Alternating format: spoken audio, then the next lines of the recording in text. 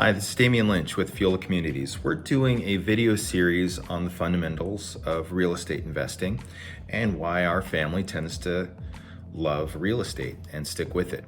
At Fuel of Communities, that's what we say. We love real estate. We've been doing it for generations, and we do realize because we love it so much that perhaps we forget the reasons why it works so well for us and when we're explaining it to other people, and why so many people rely on it as their path to financial independence. So we're going to spend some time with a series of videos to go through the major foundations to this business and why it makes it so successful.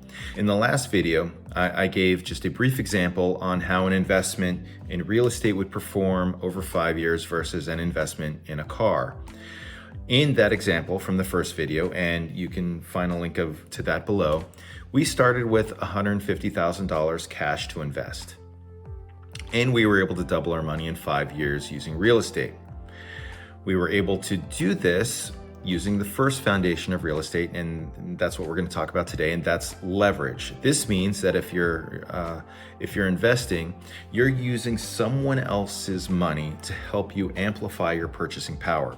In that rough example, we started with $150,000, and we were able to purchase $600,000 worth of real estate using leverage. And again, we used rough numbers, but that would be in essence using 25% down payment on your purchase, and over 5 years your real estate increases in value about 25%.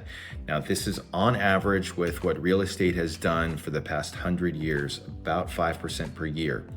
Now there are other places that do better return than that, like the stock market averages about 7% every year. But you can't use the stock market, or you can't use leverage to amplify your purchasing power with the stock market. Now, to make this clear, what happens when we don't use leverage?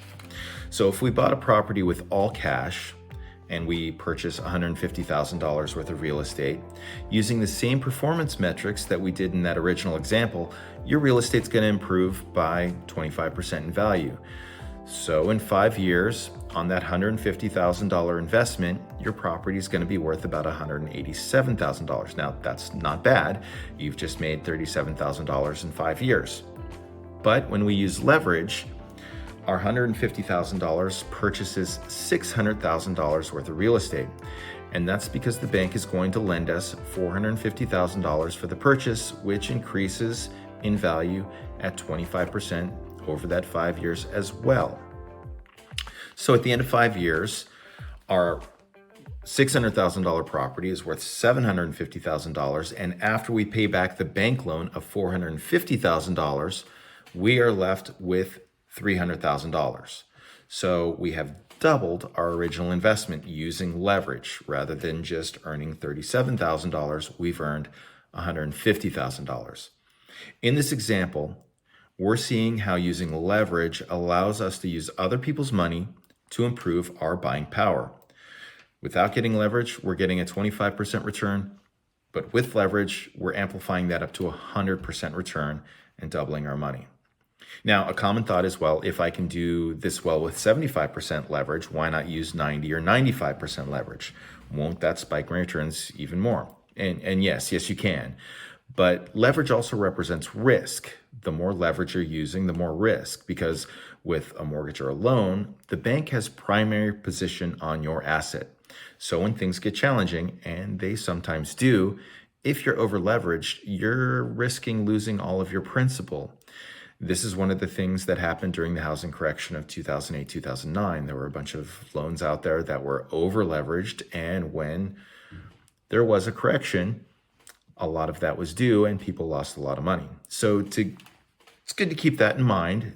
Leverage is a tool, but it's one to be used with responsibility and caution.